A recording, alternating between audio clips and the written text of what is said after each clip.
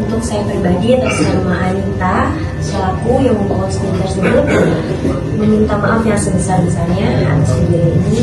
Saya dan Mas Adi dan pada hari ini kita sudah menyelesaikan masalah yang memang sempat berkembang di sosial media akibat dari mungkin kebutuhan kita yang kurang bijaksana. Dan untuk permasalahan ini juga sudah memberikan banyak efek ya bagi segala pihak, baik yang langsung ke masyarakatnya pada saat itu hingga ke beberapa pihak yang memang secara langsung ataupun langsung berdampak. Untuk itu saya juga dan sekali ini sudah melakukan mediasi, sudah berdamai dengan secara kekeluargaan. Dari kejadian ini juga kami mendapatkan banyak pelajaran yang mungkin kedepannya bisa jadi bahan pembelajaran untuk kita semua. Dan itu cukup dari kami. Ya, hari ini masih dikerjakan di pariwisata di bagian servis komputer lain di Rangkas. Dan saya juga minta maaf kepada Mas Alvin dan Mbak Anita bila mana ada salah kata ataupun perbuatan saya. Terima kasih. Kisah tentang hilangnya sebuah tumbler di gerbong KRL rute Tanah Abang Rangkas Bitung seolah menjadi drama kecil yang tiba-tiba membesar, menyeret berbagai pihak ke dalam pusaran media sosial.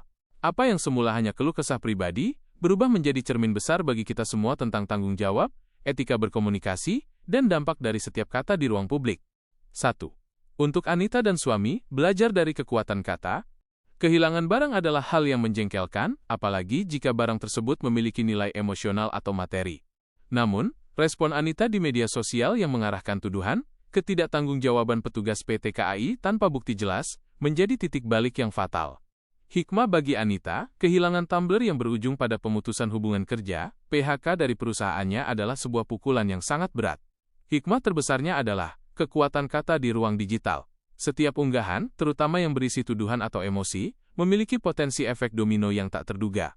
Ini adalah pelajaran pahit tentang pentingnya verifikasi, menahan diri dari menyalahkan, dan menggunakan media sosial dengan penuh etika dan tanggung jawab. Nilai dari sebuah tumbler tidak sebanding dengan hilangnya rezeki dan reputasi. Hikmah bagi suami dan pasangan. Dampak sosial juga dirasakan oleh suami Anita, Alvin. Ini mengajarkan bahwa dalam sebuah rumah tangga, tanggung jawab publik atas tindakan pasangan juga dapat saling terkait. Pentingnya berdiskusi sebelum bertindak viral dan menghadapi masalah dengan kepala dingin, bukan dengan emosi yang bisa disalahartikan publik. Mereka belajar bahwa solidaritas di media sosial bisa berubah menjadi sanksi sosial yang menyakitkan. 2. Untuk petugas KRL Argi, ujian integritas dan ketenangan. Petugas KRL bernama Argi sempat terseret dalam pusaran tuduhan dan isu pemecatan. Walaupun pihak KAI Komuter segera mengklarifikasi bahwa tidak ada pemecatan, situasi tersebut pasti menimbulkan tekanan mental yang luar biasa. Hikmah bagi petugas Argi telah menjalankan tugasnya sesuai prosedur, bahkan sempat menawarkan mediasi. Kejadian ini menjadi ujian atas integritas, profesionalisme, dan ketenangan dalam menghadapi krisis yang tidak ia sebabkan. Ia menjadi simbol dari banyak pekerja layanan publik yang rentan menjadi sasaran keluhan pelanggan, meskipun mereka telah bekerja keras. Hikmah bagi PT KAI Komuter, kasus ini mengajarkan pentingnya komunikasi krisis yang cepat dan transparan.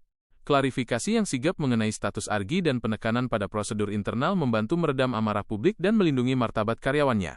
Ini juga mengingatkan semua penumpang bahwa menjaga barang bawaan adalah tanggung jawab utama masing-masing ementek dia, dan bahwa petugas Lost and Found hanya bertindak sebagai fasilitator, bukan penjamin mutlak.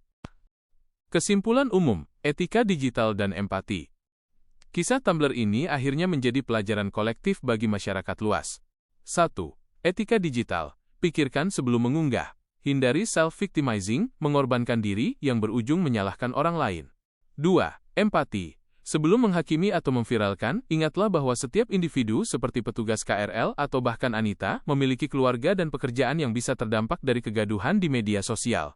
3. Proporsionalitas. Sebuah barang kecil seharusnya tidak pernah menyebabkan kerugian yang besar pada karir seseorang. Kita perlu menjaga proporsionalitas dalam menanggapi masalah. Peristiwa ini mengingatkan kita bahwa di era digital, tanggung jawab terbesar bukan terletak pada siapa yang salah atau benar, melainkan pada bagaimana kita memilih untuk berkomunikasi dan bereaksi terhadap masalah.